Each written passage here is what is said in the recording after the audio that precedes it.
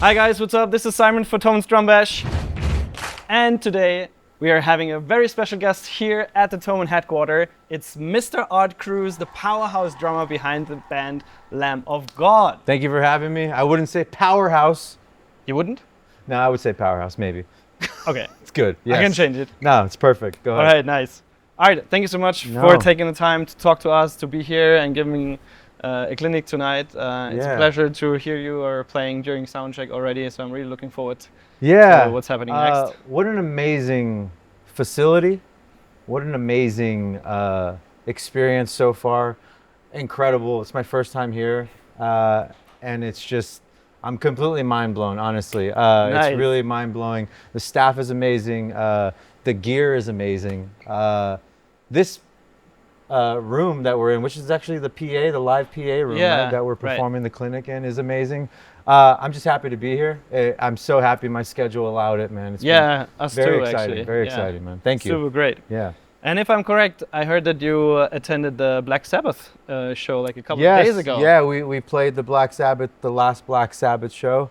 Unbelievable experience to be invited to play. I mean, it's kind of one of those moments that you're going to remember for the rest of your life. I mean, you're celebrating not only the band that created heavy metal, but like the man, the myth, the Prince of Darkness, Ozzy Osbourne. And just to be there with colleagues, peers, heroes, pretty much every major metal band that ever existed for the most part. Yeah, just super happy. I came straight from there, so I haven't processed it yet. I haven't had enough time, but this is a good thing. I think I'm just very much in the moment, even here. So this is awesome. Yeah, great. Well, I would love to be there. Yeah, you missed out, man. It was great. It was great. It was great. I think it was 40,000 people or something. 40,000 people. In the where they play football, soccer, in Liverpool, not Liverpool, Birmingham. Yeah, nice. Good times. Great. Maybe we can go and talk about your early days, because I heard that you were a big, or are still a big Santana fan. Oh, yeah. So I'm really curious about how you made that transition from that Latin grooves into the heavy metal drumming. Yeah, I mean, the reality of the transition, like I grew up in East Los Angeles, a very dominant Mexican-American community.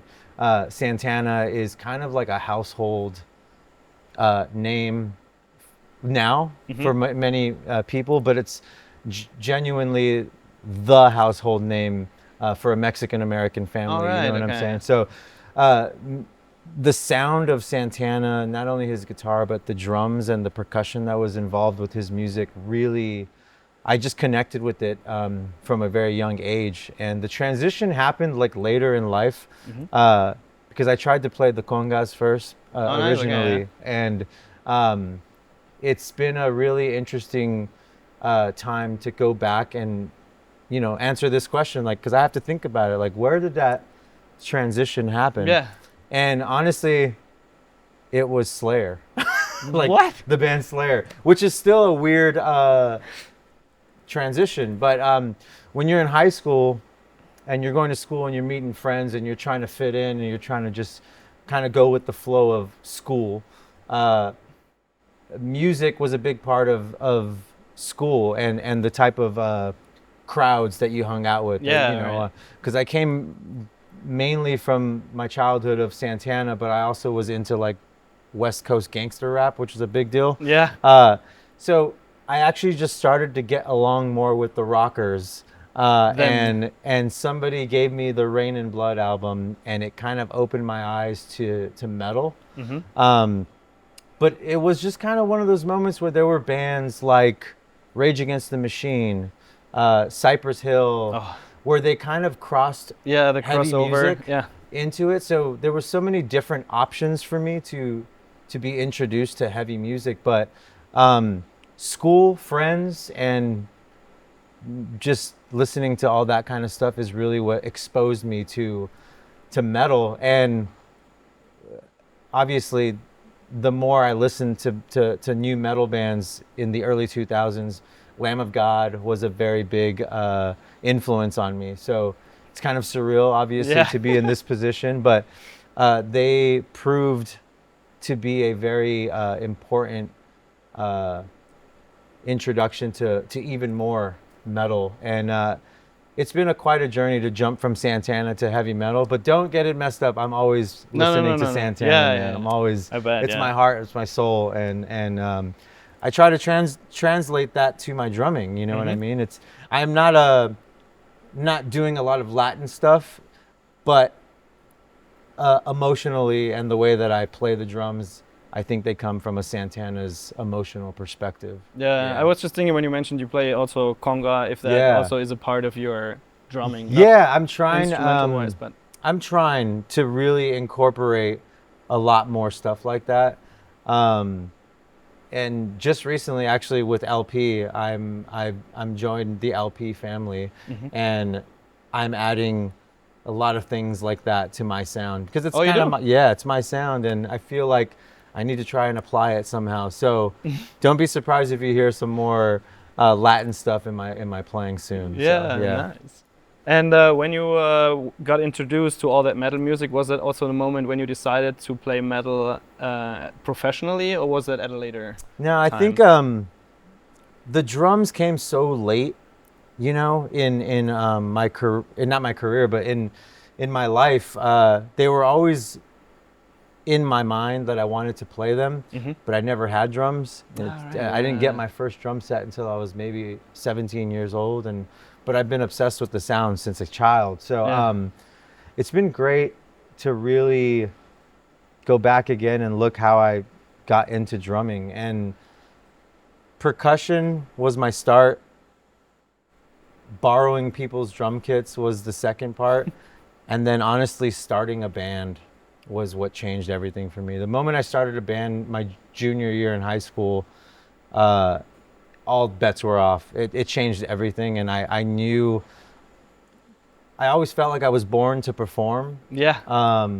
You can actually see that in your videos. I mean, it's just, I think I've always been influenced by performances, entertainment, you know, stage stuff.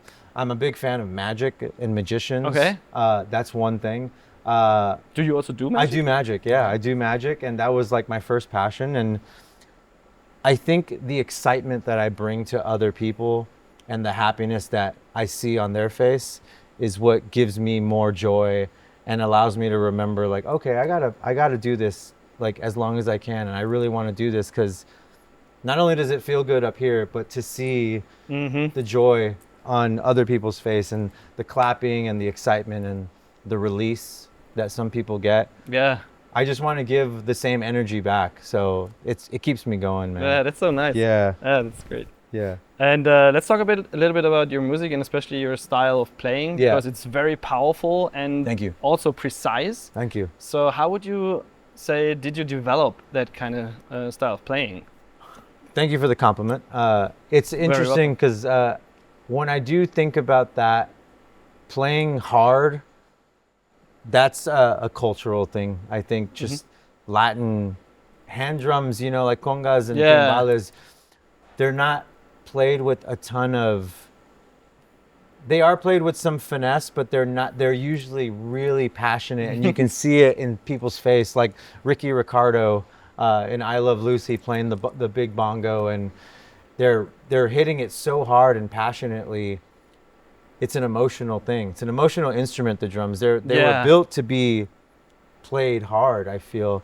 At least for me, you know, that's what I feel like they were built for. But I think all of the subgenres of music that inspired me, I always say I'm an old soul. I like the late 60s a lot. But not only did I like the late 60s, but I really, again, back to my culture, the neighborhood that I grew up in, the Chicano culture, Chicano rock and roll had an influence. It was rock and Latin percussion, like Santana, obviously, but so many other bands like War, who brought a real funkiness to it. So that exposed me to like funk. Yeah. And then clearly being from the West Coast in California, Tower of Power is like one of my favorite groups of all time. Horns, like Chicago and Tower Power, Average White Band, like this was music in bands that my parents listened to, but I was so connected with it. It made me feel like I felt it. So I've always wanted to bring all of those influences to the kit. So the extreme side of metal is very fast. It's very intense. Yeah. Yes. But the soul music that I listen to from the 60s and 70s is full of soul. It's my soul. So when you combine metal and passion and soul, you're going to get a player that really hits hard. And the precision, I always felt like it just came from the funky side of stuff and the hip hop influence. So I've never really spoke about it like that. That's cool. Great question, because Thanks. it really, it's fun to kind of like think about my sound, and it's very unique. Yeah. And then you throw that in to a band like Lamb of God, who writes the grooviest riffs on the guitar ever made, maybe just after Pantera and Black Sabbath, but it's like, it's so groovy. You have no choice but to bring that same energy to a groovy sense. So it's groovy, it's heavy, it's passionate, it's funky. And to me, it's just, that's my sound. So. Yeah. Well, they can be really lucky that they have you now. Yeah, Wow, thank you, amazing, man. Thank you. And when you do you have like specific go-to exercises to also maintain that power and preciseness? Yeah, in it's a way something that I you talk do? about a lot in my new clinics that I've been doing, because this is all new to me. It's kind of against the grain. I don't actually practice the way people think I would practice. Okay. And I think I do practice, of course, but my vision of practice is very different than sitting in the room for 4 hours to a metronome. I think you can only go so far with that. Yeah.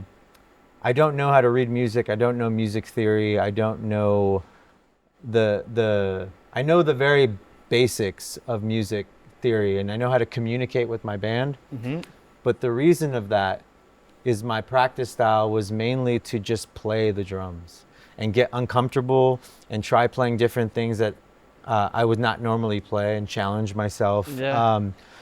And honestly, playing in several bands is something like, that's like the number one thing I always say, is like, just start a band, play in as many bands as you can, because the more bands I played in, the more knowledge I was able to obtain, the more people I was able to meet, and the more experience that they had that they were able to give to me. So my practice style and my exercises are real simple.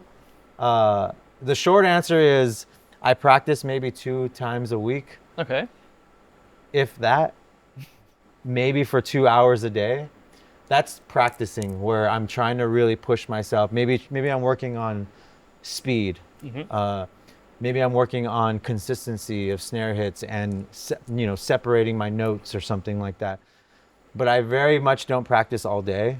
I think it's important to give my mind a break. Yeah, it is important. And I tend to absorb more when I give myself a break, and I go away from it and do something else, like magic or cooking or going in the garden or something like that. And then I come back with a refreshed mind, and it's like, oh, like it's like I never left where I was, rather than sitting there and sweating, because trust me, I've been sweating and busting my butt for a very long time to get to where I'm at. Yeah. But these are the things that I've learned over a long period of years, and I didn't get there by myself. I had a lot of support from my family and my friends, which is super important. Yeah. And so many other musicians that taught me their tips. Yeah. So that's the way I practice, is normally not too much, but I play a lot. 2 different things, I think. Yeah. Nice. Let's talk a bit about your equipment. Yeah, And of course. thanks so much to Ludwig Drums for bringing you out here. Thank you. The greatest drums on earth, and it's honestly I love representing this brand, because it's a very full circle thing for me. A lot of people don't realize some of the most, like I said, I'm an old soul. If you were in a late 60s rock group, you were playing a Ludwig kit. It didn't matter. From Ringo all the way on, Bill Ward, Ginger Baker, like obviously John Bonham, these legends, this was the drum kit, right? So that's the sound. but more importantly, it's full circle for me because Michael Shreve, the drummer for Santana, the original drummer, He also played. he was a Ludwig okay. artist, and it's just been in my view. I've always seen Ludwig drums that way.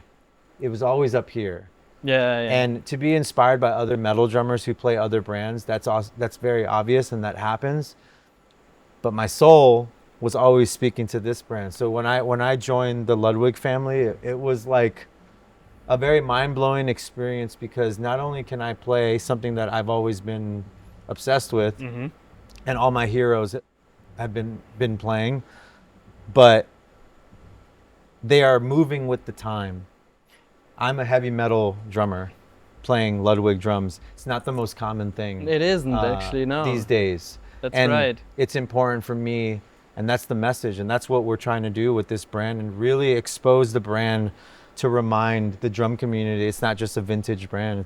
We are innovating, and it says, it's there, heritage, innovation, tone, synergy. Like, it's true to form, you know what I'm saying? Sonically, these are the best drums in the world, and I play the classic oaks.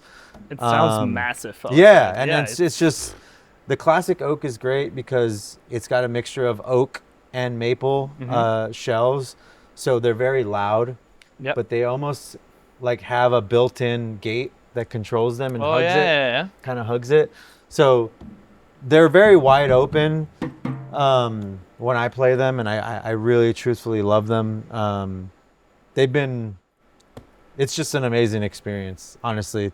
It's part of my identity now. Yeah. What a dream, right? So yeah, right. Yeah. And the snare drum, because it's like right here. Kind of hits you right, cracks right your here. skull, actually. And it's cool because Ludwig snare drums have always been the most famous snare drums. That's right. The Black Beauty is the most recorded snare drum in the world, right? And it's just the most famous, in my opinion.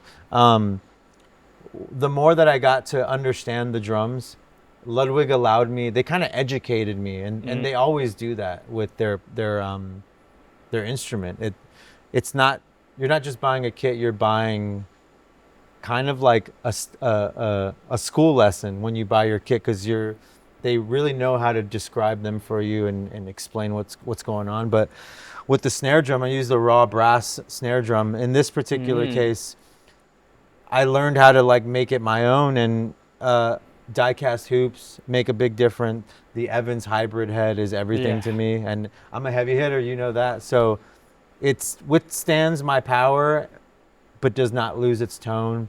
No, not at all. It's like a shotgun, and it's got so much body, and that's, I mean, unbeatable, man. I mean, I know it sounds, I play the kit and I can say that, but it's just, I've played them all. I played them all, and this is it. This is the rig. I haven't changed. This is the same shells I've been using, maybe different finishes for the last 5 years. And you also use it in a studio? Yeah. And on stage? Yeah. And whenever you have it. There's no point to change. They're the most versatile, most consistent drum kit ever. I can play Santana.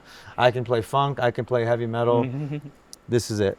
Amazing. Yeah, man. Wow, that's awesome. Yeah. So you just started the clinic tour, right? Yes. So what brought you to the idea to do clinics? Because you told me that you never did it before, right? Yes, this is all very new to me. Ludwig brought me out originally to the UK drum show, and that was my first experience trying to teach something. I do not consider myself a teacher. However, the response that I have gotten has been overwhelming with my teaching technique. And I like to really be very transparent, and I am the uneducated musician. All right, yeah. I really am. And I find that that's really important for the next generation. I really live by the terms encourage, don't discourage. The internet is filled with amazing drummers, amazing guitar players, saxophone players, you name it. You got the best of the best, and you have it in the tip of your fingers to be able to just find it. Best drummer, who is it? We've turned into a competition. Yeah. And I find that that's kind of defeated the youth.